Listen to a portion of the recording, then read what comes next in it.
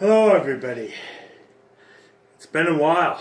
It's been a while since I've done one of these videos. I just uploaded a video of Harry Potter, me playing Harry Potter and the Prisoner of Azkaban, my final Harry Potter game that I wanted to finish up on YouTube for you guys.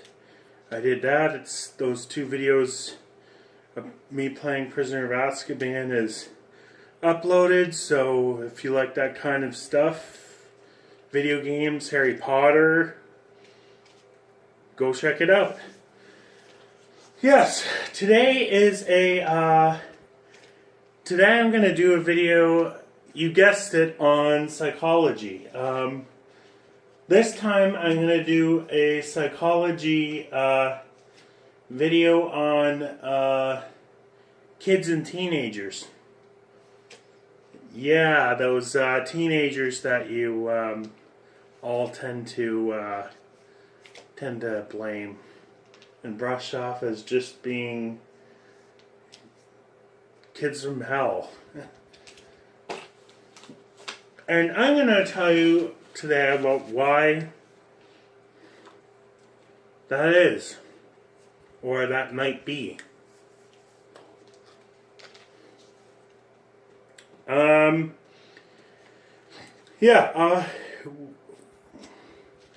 Why teenagers are so disruptive.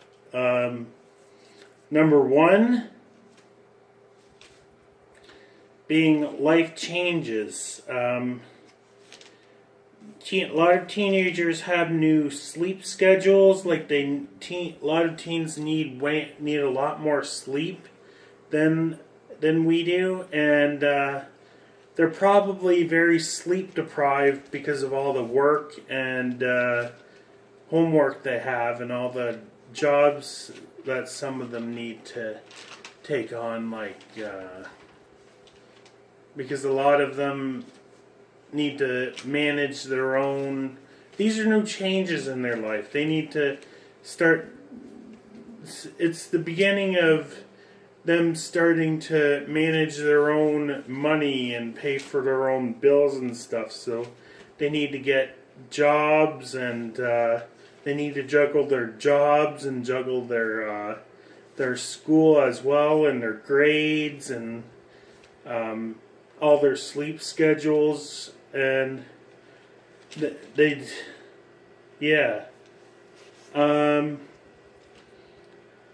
new schedules, like going to college or university or going to school, managing new classes and new, of course, like I said, keeping their grades up, and even though they're in harder classes, being in different areas, new schools, new classes, new classmates. They're also balancing their own new hormones that they're experiencing. Like, for an example, girls get their periods and guys get puberty.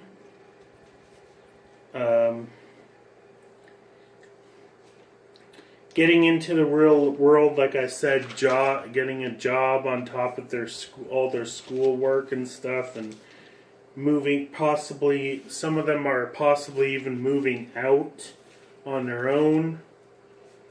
And sometimes the people the teenagers that probably been abused in the past, even though they're pretty much probably getting all abused, those teenagers are just starting to process that trauma that happened in their life, and they're starting to get, some of them are starting to get really upset about it at that time, some of them.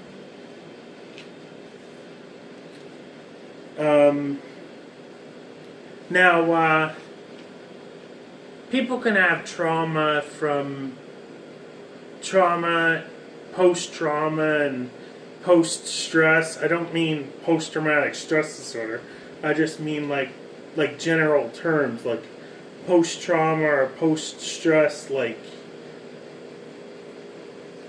at any given time. Does that make sense? But a lot of teenagers, a lot of it starts at teenagers where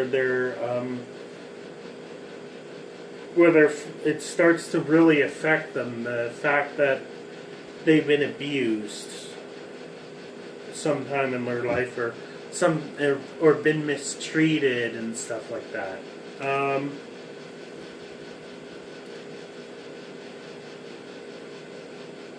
And also young people and teenagers a lot of times are unsure of their goals, careers, jobs, and probably something worse than all three of those things put together, their self-worth. They're unsure of all their goals, jobs, careers, and self-worth. I know this because, for one, I still struggle with that. My dad still struggles with that. His self-worth and what we want, our self-worth and what we want to do in life, and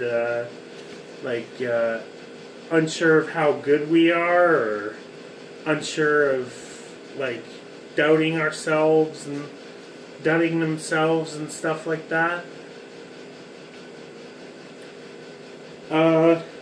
But I think teens and young adults most of all tend to struggle with that, knowing what they want to pursue in life or pursue as their goals, or unsure of their real potential.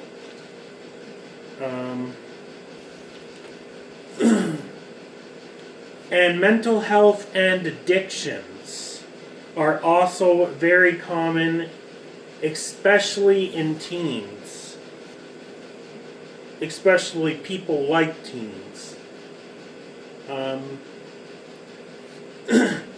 Like, for an example, 16% of kids and teens who, or maybe 16% in general, teens and young adults get addicted to pot or cannabis or marijuana or weed or whatever you want to call it. And yes, which brings me to another thing. There are a lot of health benefits of pot, but there's also a lot of health risks when it comes to cannabis. Like they say, it does have some of the same chemicals in it as cigarette smoke, which can cause lung damage. It can be a hallucinogen, which can make you hallucinate. It can worsen. It can make anxiety better, but it also can worsen it, and it can make you have trouble remembering, and it can make you. You definitely shouldn't really operate a vehicle while using this. A person that I know consumes it, and he also drives, but he never smokes it or consumes it and then goes out and drives. Like, he always gets all his driving done and whatever before he smokes pot or whatever, and then after he consumes it or smokes it, he doesn't go out driving again until at least the next day. So I take it you definitely shouldn't operate vehicles after doing it. And also, suicide is very, very common, especially in teens. Like, for an example, in 2016, we've had a serious multiple tragedy right here in the University of Guelph, where four 4 college students took their lives right in the very dorms of University of Guelph, in just 4 months, like a 4-month period.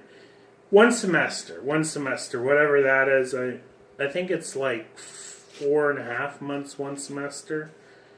I'm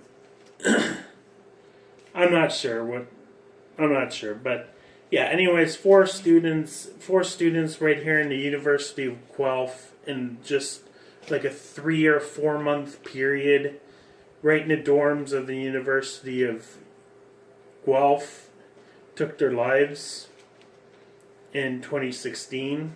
I just heard this story on this news story on Google.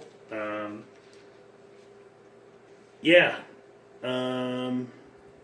And then I heard after people did the right thing and went door to door and checked on everybody, made sure they were all okay. Because a lot of them are doing it nowadays.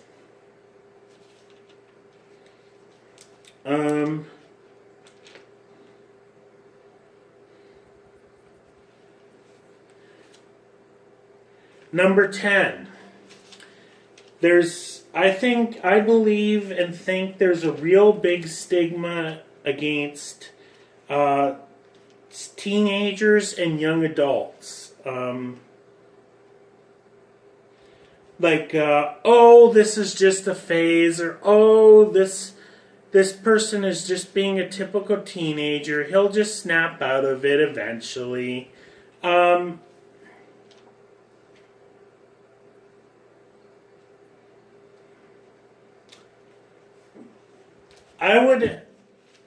I would advise you to please not judge teenagers or anybody for that means. You leave that up to a counselor or psychologist or psychiatrist. Which brings me to the next thing. If you suspect bad behavior from your teenagers or kids or young adult or anybody like that, and I'm basically talking about teachers, principals, and parents, because I think a lot of parents and teachers should be a lot more aware of what might be happening that make these kids do bad things and go out like drinking and do drugs and a lot of having a lot of disruptive behavior in class. And a lot of teachers just don't really do anything about it. They just, when I was in school, a lot of teachers, for an example, with me, when I acted up in school, they would just give me trouble and whatever. They didn't suspect that anything might be going on with me or anything that might be going on at home or anywhere else.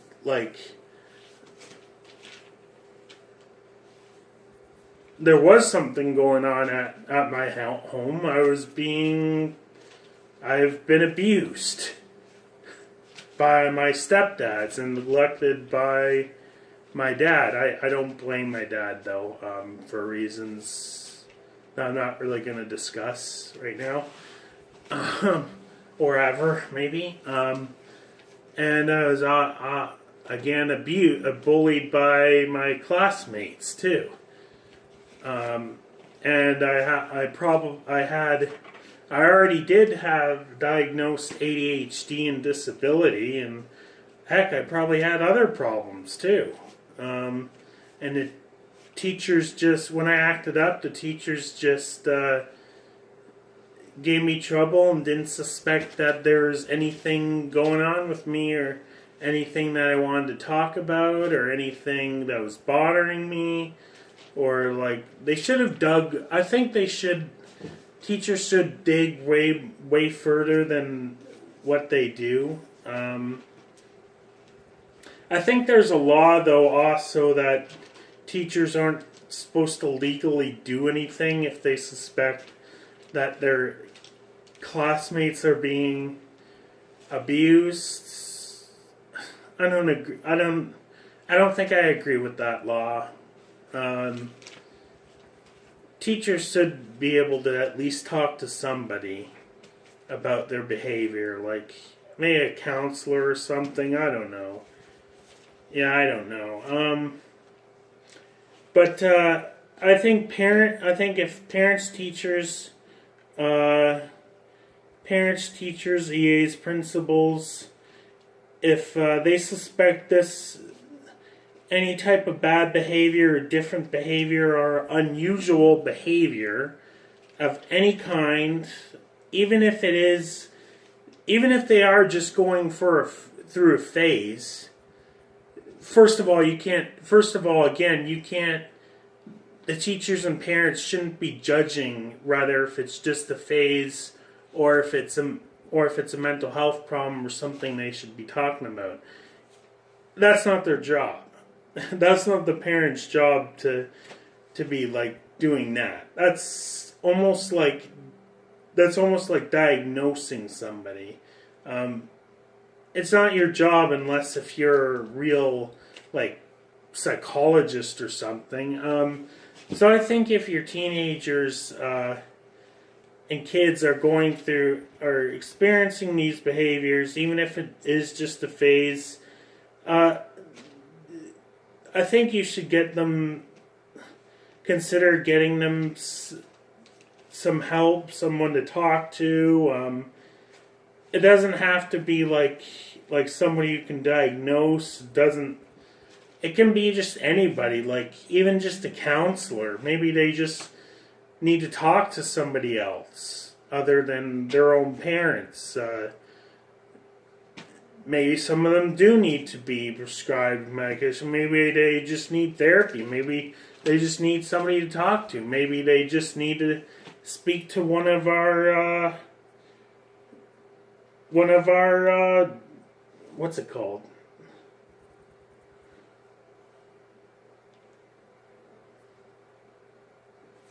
Maybe they need to reach out to maybe like kids helpline or lines or something, or maybe some prevention hotlines or 24/7 lines or something. I don't know. Just try to not judge them. I think they just need help.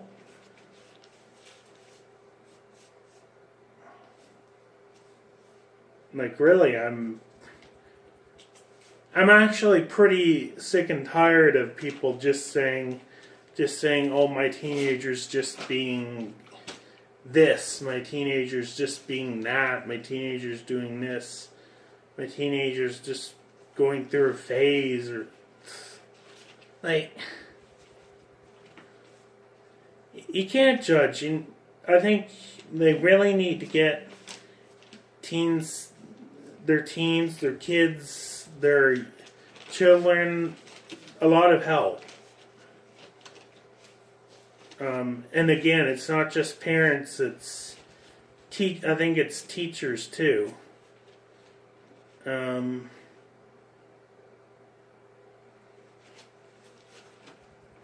Yeah.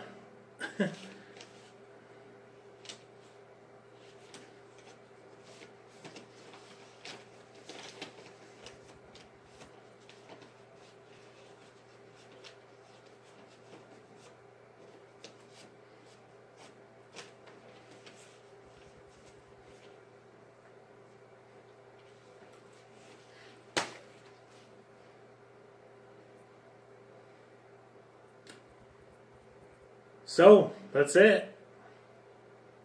I'll see you in the next video. Bye.